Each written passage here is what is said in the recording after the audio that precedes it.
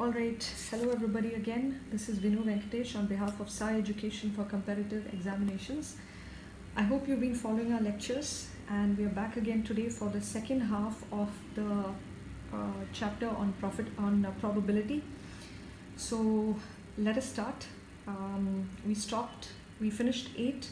Let us start with number 9. What is the probability that the card, we were talking about cards, is either a red card or a king? Okay. Now, remember we discussed this yesterday.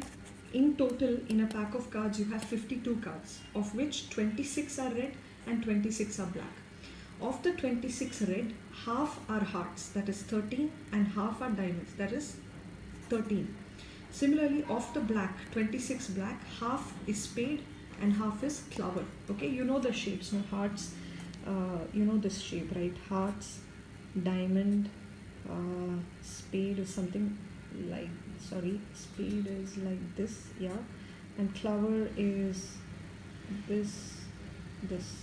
I'm sorry, it's not that great, but anyway, you understand, right? So here we are asked to find what is the probability that the card is either a red card or a king. Now, what is the probability that it is a red card? Okay, so let us write it down. Probability of a red card, we know it is 26 by 52, because there are 26 red cards in total and the total number of cards is 52. Okay, what is the probability that it is a red card or a king? Now in this 26 we have 13 hearts and 13 diamonds, and each of these has one king, right? One heart king, one diamond king, one spade king, and one clover king. So in total we have 4 kings in the pack of cards, of which 2 are already there. So remaining, how many are there? It is 2. So it would be 2 divided by 52, right? This is the probability of a king or a red card, which is 28 by 52. If it was only a probability or king, okay, if it was only a probability of king, it would be 4 by 52. But this is probability of a red card or a king. So already 2 kings are there plus 2 more out of 52. Understood? So it is 28 by 52. Okay, now before moving on to number 10, we have to talk about a concept called permutation and combination. What is permutation? Okay, now permutation means, suppose we are given a lot of objects. Okay, we are given say 10 winners from a running race. There are 10 people who took part and the race is over. Now from the 10 people, we have to arrange them in such an order that we start from the person who got first, second, third, fourth, fifth, sixth, and so on till number 10. Sometimes we may have large numbers, 100, and we want to know how we can arrange it. In such cases, we have to use a formula called permutation. It is called NPR. And the formula is n factorial divided by n minus r factorial. This is there when order matters. Okay, we'll see examples of that in some of our other classes. And on the similar note, there is something called combination. It is called NCR. It is nothing but permutation divided by r factorial, or n factorial divided by r factorial into n minus r factorial. Now this is the same as NPR, and that's why you have this here. Okay, NPR divided by r factorial. Now, what is combination? Combination, we use this formula when we are given a lot of items. Say for example, in number 10, we are given a lot of balls. From the balls, we have to pick out balls such that 3 are, forget the 10th question. Let us say we are given a lot of items, and we have to arrange those items where order does not matter. Okay, then we use this formula. Let us look at an example. Let us look at number 10 itself. A bag contains 6 red balls and 4 yellow balls. 4 balls are picked at random. What is the probability that 3 are red and 1 is yellow? So this is a combination question because we are only picking up 4 balls. 3 of them should be red and 1 yellow. It doesn't matter whether the first 3 are red and then the 4th one is yellow, or it can be red, yellow, red, red, or it can be yellow, red, red, red, or it can be red, red, yellow, red, right? It can be different combinations. So that's why we have to use this formula. If I was particular that the first 3 balls have to be red and the 4th one has to be yellow, then I have to use this formula because the order matters. In combination, order does not matter. So in this case, it can be, as I said, first ball is red, second is red, third is red, fourth is yellow, or first is red, second is red, third is red, third is yellow, fourth is red, or it can be this way, or it can be this way, right? Isn't it? Isn't it?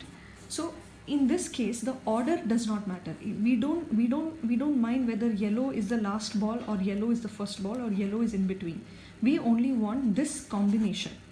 But if we were particular that we want first 3 balls as red and last one is yellow, then we have to use this formula. But in this case, we don't care about the order.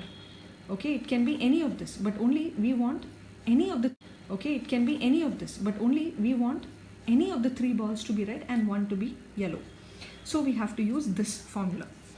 So in this case, how do we do it? In this case, it would be the probability of choosing 6 red balls, okay, sorry, 3 red balls is 6 choose 3. That's how we say 6 choose 3. This will be written as 6 factorial divided by 3 factorial and 6 minus 3 factorial.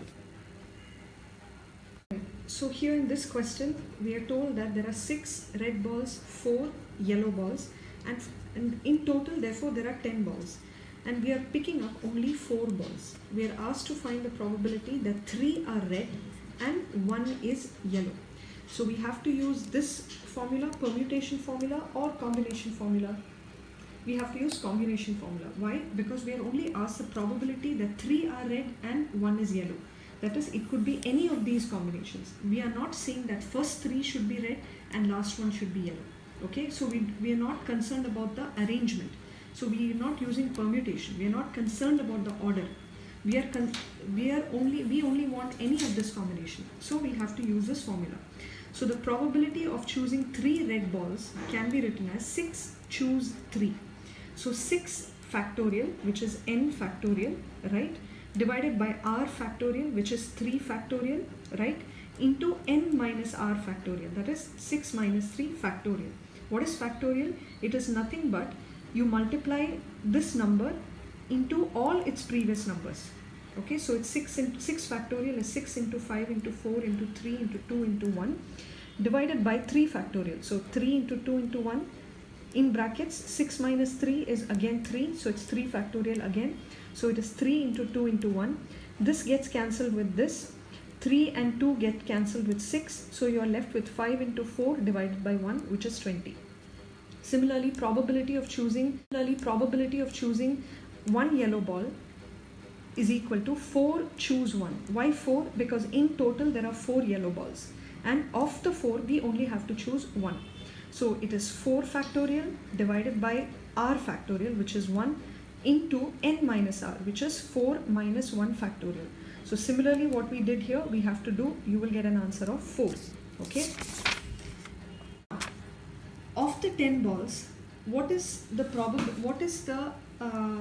how do we write choosing 4 balls? It is 10 choose 4, correct? So it is 10 factorial divided by 4 factorial into 10 minus 4 factorial. So 10 factorial is nothing but 10 into 9 into 8 into 7 into 6. I have not written it. 6 into 5 into 4 into 3 into 2 into 1. I'll tell you why I have not written it, okay? Divided by 4 factorial, which is 4 into 3 into 2 into 1. Into 10 minus 4 is 6. So it should be 6 factorial here, but I have not written. Why? Because what is 6 factorial? 6 into 5 into 4 into 3 into 2 into 1, which gets cancelled with the 6 into 5 into 3 into 4 into 4 into 3 into 2 into, 6 into 5 into 4 into 3 into 2 into 1 from here. So that's why I have not written this part. Okay, this gets cancelled, this gets cancelled. So then we are left with this. When you simplify, you'll get 210. So the probability of picking out 3 red balls and 1 yellow ball, given that 4 balls are picked, is a probability of choosing a red ball into, why into? Because it is and. We said and means into and or means plus. Into probability of choosing 1 yellow ball divided by the probability, divided by the combination of choosing 4 balls from 10 balls. So 80 by 210, which is 8 by 21, and this is what they have also got here. Where are we? Yes. Okay. Now number 11. A bag contains 6 red balls and 4 yellow balls. So total we have 10 balls. Okay. 2 balls are picked at random. Fine. What is the probability that either 2 are red or 2 are yellow? So what do you mean by or? When you say or, remember always it is plus. And means multiply. So when you say it's or, you should know that we should be adding the probabilities. Okay. So let's work it out. So 6 red, 4 yellow, 2 balls are picked. Okay, total we have 10 balls. So the probability that 2 are red or 2 are yellow can be written as the probability of R2 plus Y2. This is written as 6 probability that 2 red balls are chosen is 6 choose 2. Why 6? Because 6 balls are red, out of which we are choosing 2, plus 4 choose 2, which is a probability of choosing 2 yellow balls. Okay. Okay.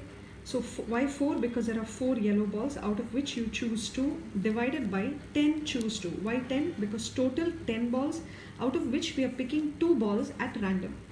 So we know the formula for combination. First of all, this is also a combination question, not a permutation question, because we are picking 2 balls out of the 10 balls at random, out of which we want to know either 2 should be red or 2 should be yellow. What is the probability of that?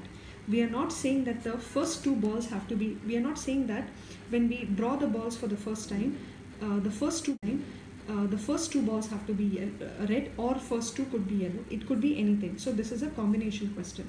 So 6 choose 2 is the same formula, 6 factorial divided by 2 factorial into 6 minus 2 factorial. When you solve it, you will get 15.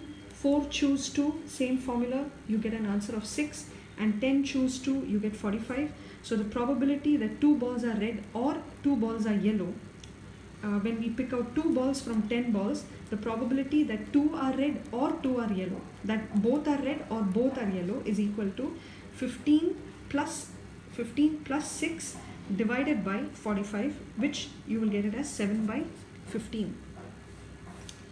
And that is the correct answer. Number 12, very similar to 11. A bag contains 6 red balls and 4 yellow balls. Okay, so total there are 10 balls. 3 balls are picked at random. That is, we choose 3. Okay, always.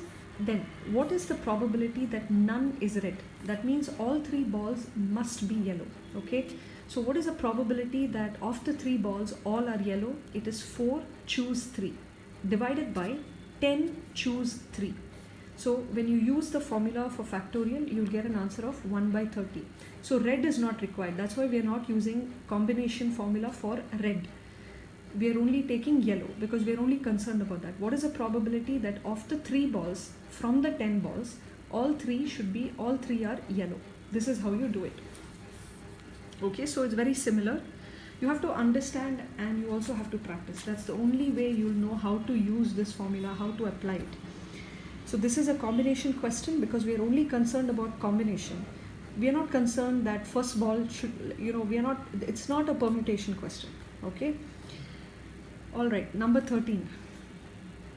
A bag contains 4 white balls and 2 black balls. Another bag contains 3 white balls and 5 black balls. If one ball is drawn from each bag, then the probability that both balls are black is what? Now you can use the combination formula here. Okay, it will be, say, from the first bag there are 2 black balls. So we want the ball that is drawn from the first bag to be black, and the ball which is drawn from the second bag also to be black. So and means into. So from the first bag it will be 2 choose 1. That is, what is the probability that one of the balls that is being drawn out is black? It is 2 choose 1 divided by 6 choose 1. Why 6? Because total in the first bag is 4 white plus 2 into 5 choose 1 from the second bag divided by 8 choose 1. 5 because there are 5 black balls in the second bag, and 8 because total there are 8 balls. You get an answer of 5 by 24. Or you can do it our traditional way. So in the first bag there are 4 white balls, 2 black balls. Therefore the probability of black in the first bag is nothing but 2 by 6. In the second bag, 3 white balls, 5 black balls. Therefore probability of black in the second bag is 5 divided by 8, 5 plus 3. So what is the probability that both balls are black? It is black, probability of black in the first bag, which is 2 by 6, into because and probability of black in the second bag, which is 5 by 8. Both balls are black, or you can write this as probability that ball from the first bag is black and ball from the second bag is black. That is why we are having into. So you get 10 by 48, which is 5 by 24, which is the answer that we got. Okay. So this brings us to the end of the lecture. Please practice, because without that you're not going to learn, you're not going to understand. You may make mistakes, but you have to learn from them. Okay, so keep practicing. All the best, and see you again soon.